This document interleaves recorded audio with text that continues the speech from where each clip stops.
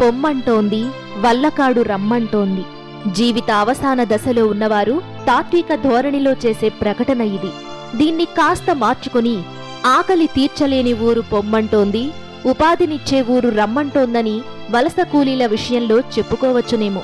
ప్రపంచవ్యాప్తంగా మైగ్రేషన్ అంటే వలసలు ఒక పెద్ద చర్చనీయాంశం. యూరప్ దేశాల్లోకి పెరుగుతున్న వలసలు దేశాల మధ్యనే చిచ్చులు పెడుతున్నాయి. సొంతగడ్డ టర్కీని వదిలేసి గ్రీకు దేశంలోకి అనధికారికంగా ప్రవేశించడానికి ప్రయత్నించిన తల్లిదండ్రులు ఈ క్రమంలో కోల్పోయిన ఈ చిన్నారి దయనీయ గాథ అందరికీ గుర్తుండే ఉంటుంది. విగత జీవిగా మారి ఒడ్డుకు కొట్టుకొచ్చిన ఈ బిడ్డ ఫోటో ఈ సంవత్సరం ప్రపంచాన్ని నివ్వెరపరిచిన ఛాయాచిత్రంగా ఇంకా అందరి మదిలో మెదులుతూనే ఉంది. ఇలా వలసల గురించి ఎంతైనా చెప్పుకోవచ్చు. ఒకసారి మన గడ్డ మీదకు వస్తే తెలంగాణ రాష్ట్రంలోని పెద్దపల్లికి ఒరిస్సా రాష్ట్రం నుంచి వచ్చే వలస కూలీల స్థితిగతులే ఈనాటి బతుకు చిత్రం.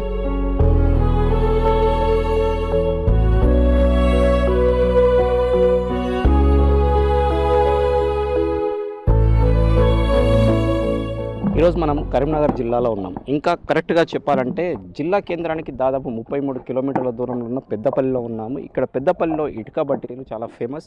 ఇక్కడ ఉన్న దాదాపు 17 ఇటుక బట్టీల్లో అంతా కూడా ఒరిస్సా నుంచి వచ్చే కార్మికులే పనిచేస్తుంటారు. వారిపైన ఈ వారం మన బతుకు చిత్రం.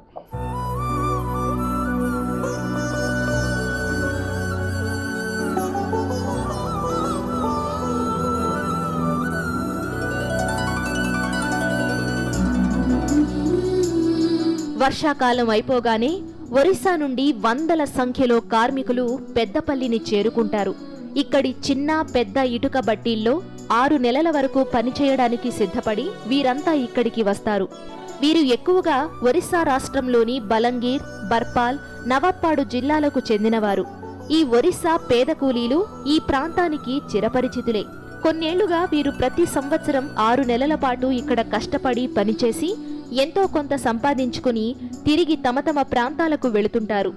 వీరు పెద్దపల్లికి రాగానే మొదట తాత్కాలికంగా ఒక చిన్న షెడ్ను వేసుకుని నీడ దొరికిందని భావించగానే పని ప్రారంభిస్తారు.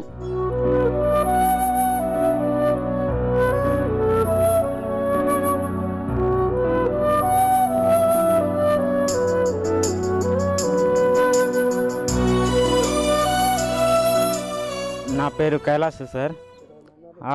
నా డిస్టిక్ నగరంపూర్, పంచాయత్ అనకావేడ.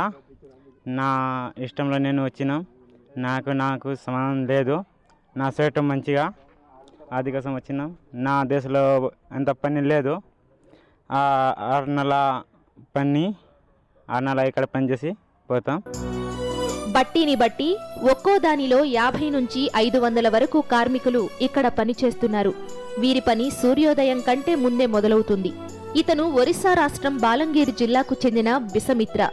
ఇతని పని ఇటుక తయారీకి ఉపయోగపడే మట్టిని అందించడం.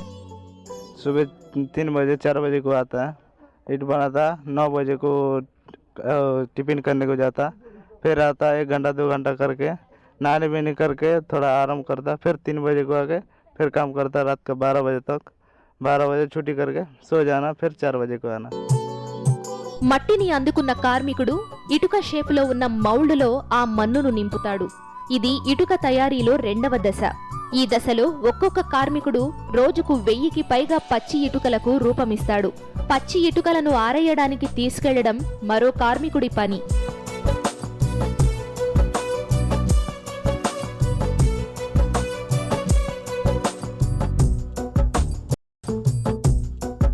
कोटावंजी का सरदार। तो ये क्या काम कर रहे हैं आप?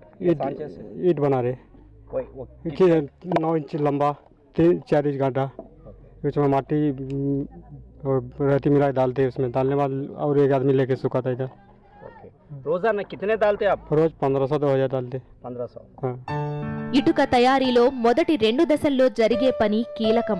పెద్ద బట్టీలను తీసుకుంటే ఒక్కో బట్టీలో ప్రతిరోజు దాదాపు 10,000 పచ్చి ఇటుకలు తయారవుతాయి.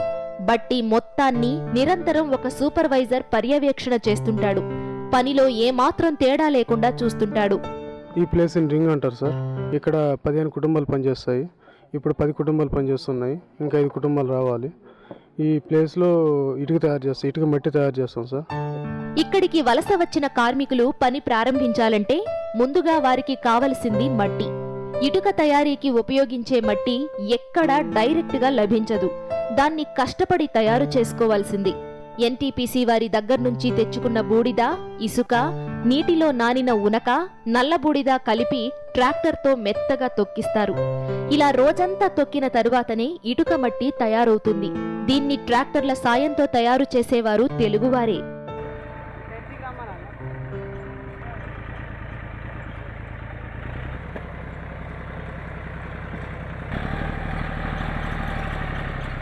వాళ్ళ వరకైనా మేము మెటీరియల్ మేము మార్చి మాలని ఇచ్చిన కొద్ది వాళ్ళు చేసుకుంటాం.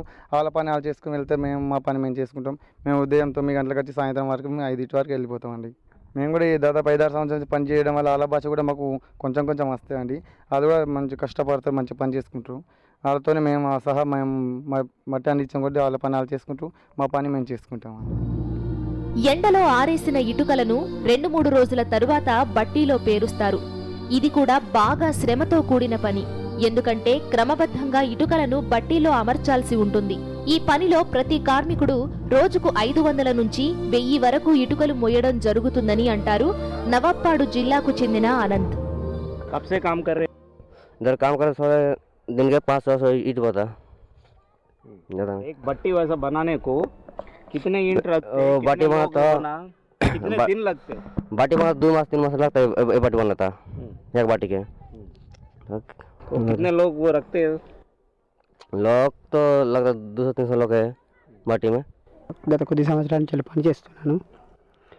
ఈ ఇటుకలు బట్టి పేరవడానికి ఒరిస్సా కార్మికులతోటి జరగడం అనేది జరుగుతుంది.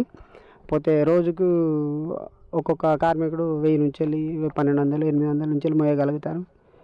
వాళ్ళు కూడా చాలా కష్టపడి శ్రమించి పని చేస్తారు. ప్లస్ పోతే ఇది ఇటుక బట్టి పేర్చి 1,00,000 నుంచి 1,50,000 లోపు ఇటుక బట్టి పెడతారు. దానికి 20 రోజుల నుంచి నెల రోజులు టైం పడుతుంది. తర్వాత దాంట్లో మధ్యలో ఉల్క బొగ్గు అని వేసి కాలబెడతారు. దానికి అది ఒరిస్సా వాళ్ళ కృషి వల్లనే, ఈ శ్రమ వల్లనే ఇది జరుగుతుంది.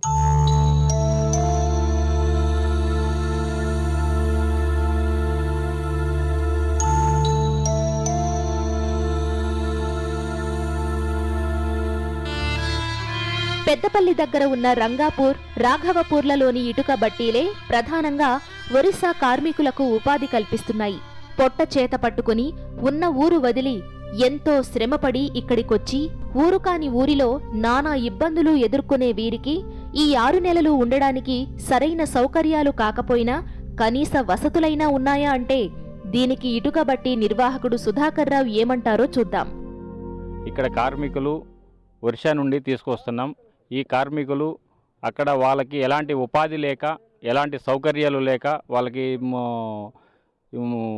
తినటానికి తిండి లేక వాళ్ళు ఇక్కడికి వస్తున్నారు. వాళ్ళకి ఇక్కడ మేము ఉపాధి కల్పిస్తూ మరియు మేము ఉపాధి పొందుతూ ఆ కార్మికులతోటి పరిసర ప్రాంతాల్లో ఉన్నటువంటి షాపు యజమానులు అయితేనేమి, దుకాణాలు, కిరాణా షాపులు అయితేనేమి, మరియు ల్యాండు కిరాయికి తీసుకుంటున్నాం. ఇక్కడ అనేక ఈ పరిసర ప్రాంతాల్లో ఉన్నటువంటి ఎంతోమందికి ఉపాధి జరుగుతుంది. కార్మికులతోని మేము ఉపాధి పొందుతున్నాం, మాతోని కార్మికులు ఉపాధి పొందుతున్నారు.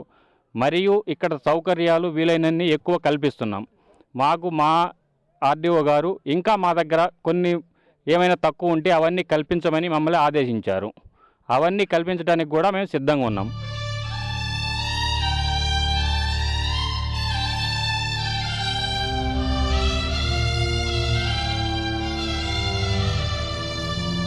బతుకు చిత్రంలో ఒక చిన్న బ్రేక్.